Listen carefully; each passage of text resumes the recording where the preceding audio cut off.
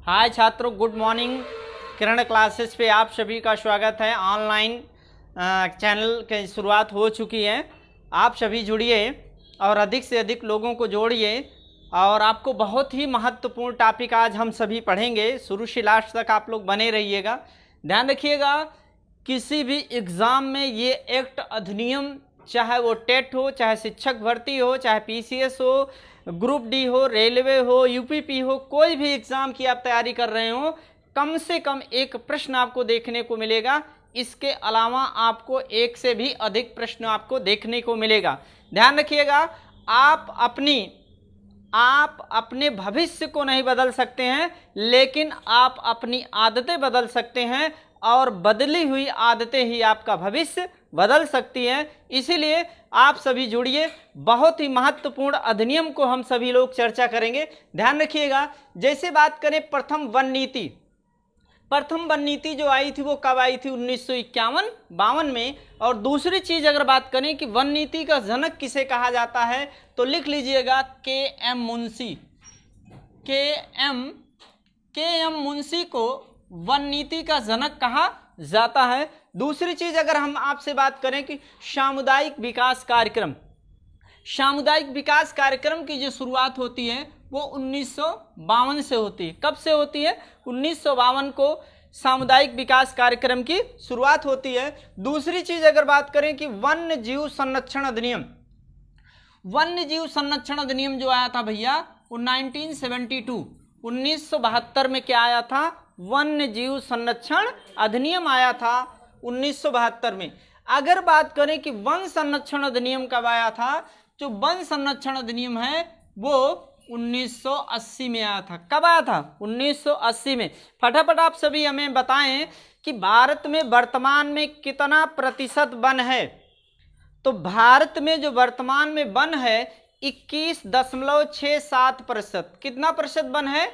21.67% वर्तमान भारत में वन है। और दूसरी चीज अगर हम लोग बात करें कि वनावरण या वनाच्छादन कितना है, तो 24.56%। कितना है? 24.56% ये आपका वृक्षादन और वनावरण है। तो दूसरी चीज टाइगर प्रोजेक्ट योजना, टाइगर प्रोजेक्ट योजना जो आती है वो 1973 में आती है टाइगर प्रोजेक्ट योजना। अगर आपसे पूछें कि वर्तमान भारत में बाघों की संख्या, वर्तमान भारत में बाघों की संख्या कितनी है, तो आप सभी हमें बताएं कि वर्तमान भारत में बाघों की संख्या। तो वर्तमान भारत में जो बाघों की संख्या है वो 2967 है। 2967 वर्तमान में बाघों की संख्या है। और सबसे अधिक बाघ वाला राज्य कौन सा है? मध्य प्रदेश। और मध्य प्रदेश में जो बाघों की संख्या वो कितना है? 526। दूसरा स्थान किसका है? तो दूसरा स्थान कर्नाटक का है। कर्नाटक में बाघों की संख्या कितनी है? 524। मध्य प्रदेश में 526 और कर्नाटक में कितनी है? 524। उत्तराखंड तीसरा स्थान रखता है जहां पर 442 है। 442 442 है। फिर इसके बाद में खाद्य संरक्षण अधिनियम, ये आया था आपका 10 सितंबर 2013 से खाद्य संरक्षण अधिनियम लागू होता है। अधिनियम आपका 2013 का है, लेकिन लागू कब होता है? 10 सितंबर 2013 से। और खाद्य संरक्षण अधिनियम का जो भारत सरकार का लाने का जो मोटिव था, जो लक्ष्य था, इसमें ग्रामीण क्षेत्र के लिए 75% ग्रामीण क्षेत्रों के गरीब आबादी को लाना था, जबकि शहरी क्षेत्र के लिए 50% यानी 50% आबादी को इसमें जोड़ना था। इसमें चावल, गेहूं और मोटा अनाज पर व्यक्ति 5 किलो के हिसाब से दिया जाएगा। और इसका जो मूल्य था 3 रुपये किलो चावल, 2 रुपये किलो गेहूं और 1 रुपये किलो मोटा अनाज, इसमें व्यवस्था की गई थी। और आगे अगर हम लोग बात करें नई राष्ट्रीय वन नीति, नई राष्ट्रीय वन नीति जो आई थी भैया 1988 में आई थी। क्या? नई राष्ट्रीय वन नीति कब आई थी? 1988 में।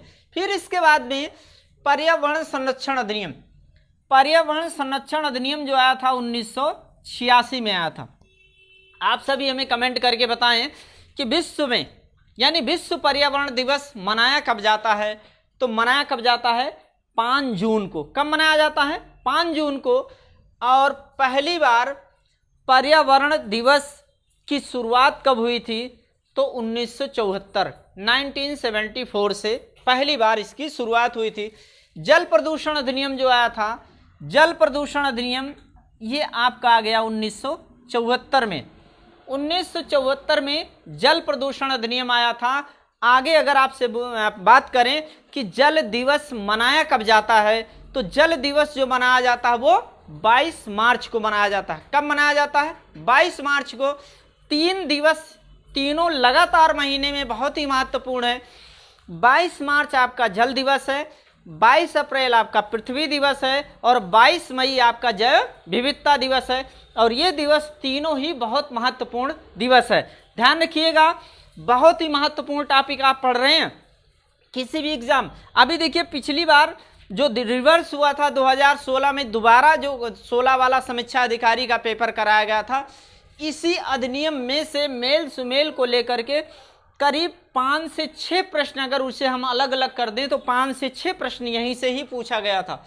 फिर इसके बाद में जैव विविधता अधिनियम, जैव विविधता अधिनियम जो है वो 2002 में है।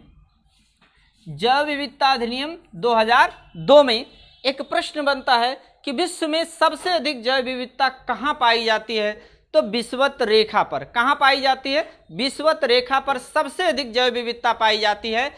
इसी चीज को अगर हम बात करें कि पृथ्वी का फेफड़ा किसे कहा जाता है, तो अमेज़न के वनों को, अमेज़न के वनों को पृथ्वी का फेफड़ा कहा जाता है। और एक और महत्वपूर्ण बात है, अपने भारत से लगा करके पूछ लेता है कि भारत में सबसे अधिक जैव विविधता कहाँ पाई जाती है?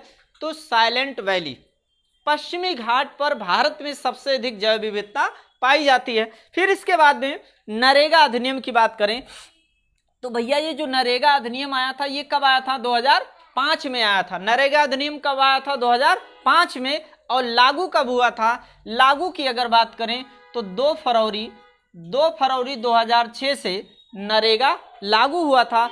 और आगे चल करके यही नरेगा 2 अक्टूबर 2009 से मनरेगा के रूप में बदल गया। किस रूप में? मनरेगा के रूप में बदल गया। फिर इसके बाद में एलिफेंट प्रोजेक्ट योजना की बात करें तो एलिफेंट प्रोजेक्ट योजना जो आती है वो 1992 में। कब आती है? 1992 में एलिफेंट प्रोजेक्ट योजना आती है। चलिए, हाथियों का देश किसे कहा जाता है? फटाफट कमेंट करें आप सभी। हाथियों का देश थाईलैंड। कौन सा देश है? थाईलैंड, हाथियों का देश। फिर इसके बाद में आगे हम लोग बात करें किसान क्रेडिट कार्ड योजना। किसान क्रेडिट कार्ड योजना जो आती है वो 1998 में, सॉरी नहीं सही है, 1998 में किसान क्रेडिट कार्ड, केसीसी इसे ही शॉर्टकट में कहा जाता है। 1998 में ही भारत के अमर्त्य सेन, जिनको अर्थशास्त्र के क्षेत्र में पहला नोबेल मिला था, अमर्त्य सेन जी को कल्याणकारी अर्थशास्त्र के लिए उनको दिया गया था। सेम वर्ष 1998 में किसान बही योजना ये आई थी भैया। कब आई थी? 1992 में। 1992 में किसान बही योजना आई थी। फिर इसके बाद में आगे हम लोग देखें, ये आपका नई कृषि नीति, नई कृषि नीति जो आई थी वो जून 2001 में, जून 2001 में नई कृषि नीति आई थी। पहले फटाफट कमेंट करके बताएं, किसान का मित्र किसे कहा जाता है? किसान का मित्र केचुआ को कहा जाता है। किसे कहा जाता है? केचुआ को किसान का मित्र कहा जाता है। फिर इसके बाद में मिड डे मील योजना, मिड डे मील योजना जो आई थी वो 1995 में, 15 अगस्त 1995 को मिड डे मील योजना आई थी। और इसकी शुरुआत कहाँ से हुई थी? तमिलनाडु से। कहाँ हुई थी? तमिलनाडु से इसकी शुरुआत हुई थी। एक फटाफट आप हमें कमेंट करके बताएं कि भारत में सबसे अधिक लिग्नाइट कोयला किस राज्य में पाया जाता है? तो तमिलनाडु में। कहाँ पाया जाता है? तमिलनाडु में। तमिलनाडु में ही 2 प्रमुख परमाणु संयंत्र केंद्र हैं, एक तो कुडनकुलम, दूसरा कल्पक्कम। कुडनकुलम और कल्पक्कम। राष्ट्रीय गन्ना अनुसंधान एवं प्रजनन केंद्र भी कहाँ है आपका, तमिलनाडु में ही है। फिर इसके बाद में आगे अगर हम लोग बात करें, शिक्षा से संबंधित 4-5 बिंदु था, इसे भी हम सभी देख लेते हैं। सबसे पहली बात करें कि शिक्षा आपका मैं एक दिन साक्षरता से लेकर के यानी जनगणना से लेकर के एक अलग से वीडियो बनाऊंगा, उसमें आपका सारी बातें मैं इसको आपको मेंशन कर दूंगा। जैसे किसे साक्षर कहा जाता है, साक्षरता की परिभाषा क्या है, इन सारी बातों को मैं आपको बताऊं। शिक्षा, पहली बात करें, शिक्षा किस सूची का विषय है? शिक्षा समवर्ती सूची का विषय। पहले किस सूची का विषय हुआ करता था? राज्य सूची का विषय हुआ करता था, लेकिन इसे 42वें संविधान संशोधन द्वारा 1976 में इसे समवर्ती सूची में डाल दिया गया। तो शिक्षा किस सूची का विषय है? समवर्ती सूची का विषय। फिर इसके बाद में शिक्षा से जुड़े जो 4-5 पॉइंट हैं महत्वपूर्ण, इनको देख लेते हैं। Operation black board. Operation black board जो आया था भैया, वो आया था 1987 में। 1987 में ऑपरेशन ब्लैक बोर्ड आया था, और राष्ट्रीय साक्षरता मिशन जो आया था वो 1988 में आया था। ये शिक्षा से संबंधित महत्वपूर्ण सुधार है।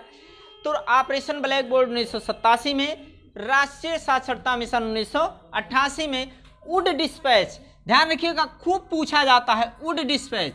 वुड डिस्पैच जो आया था वो 1854 में, इसे ही शिक्षा का मैग्ना कार्टा कहा जाता है, और लॉर्ड डलहौजी के ज़माने में ही आया था वुड डिस्पैच, इसे ही शिक्षा का मैग्ना कार्टा कहा जाता है। वर्धा शिक्षा योजना, वर्धा शिक्षा योजना लेकर के आए थे महात्मा गांधी।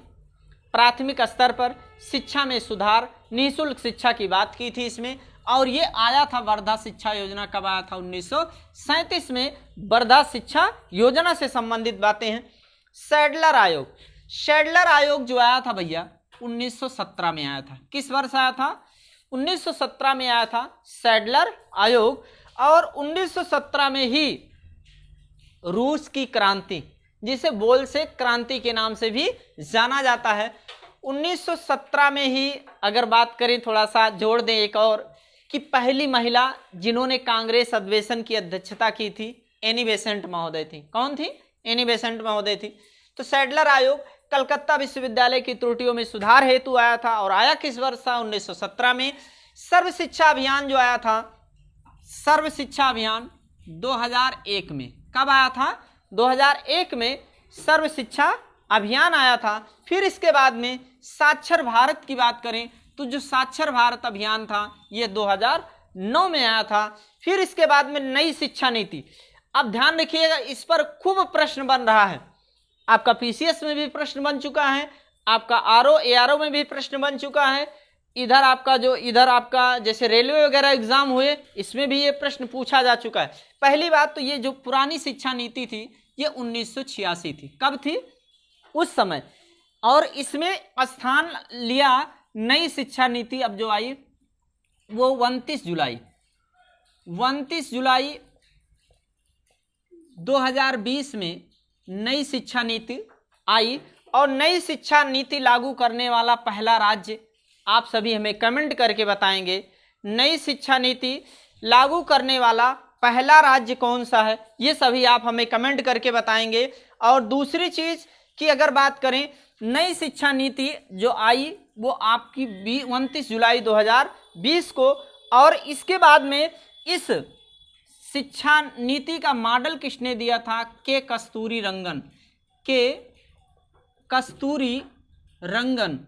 कस्तूरी रंगन की सिफारिश पर यह शिक्षा नीति आई थी। और जो 10 + 10 + 2 + 3 थी उसी के स्थान पर आई 5 + 3 + 3 + 4, ये नई शिक्षा नीति आई। और ध्यान रखिए, आप सबको पता है कि एक बहुत ही दुख की बात है, ईश्वर उनकी आत्मा को शांति दें। हमारे बीच में हमारे देश के मिल्खा सिंह फ्लाइंग सिख के नाम से जाने जाते थे, कल उनका देहावसान हो गया। ईश्वर उनकी आत्मा को शांति दें। और आगे आप सभी तैयारी करते रहें, देखिए, एक लक्ष्य बना लीजिए। अगर लक्ष्य के साथ अगर आप वर्क करेंगे, माँ बाप के सपनों को अगर साकार करना है तो आपको इसके लिए कड़ी मेहनत करनी पड़ेगी। देखिए, ध्यान रखिएगा, विद्यार्थिना कुतो सुखम सुखार्थिना कुतो विद्या। विद्यार्थी को सुख नहीं मिल सकता और सुख चाहने वालों को विद्या नहीं मिल सकती। इसलिए ये विद्यार्थी जीवन जो होता है एक तपस्वी जीवन होता है। इसी में आप कड़ी मेहनत के साथ आप लग जाइए, आपको सफल होने से कोई ताकत रोक नहीं सकती। ओके, जय हिंद, धन्यवाद।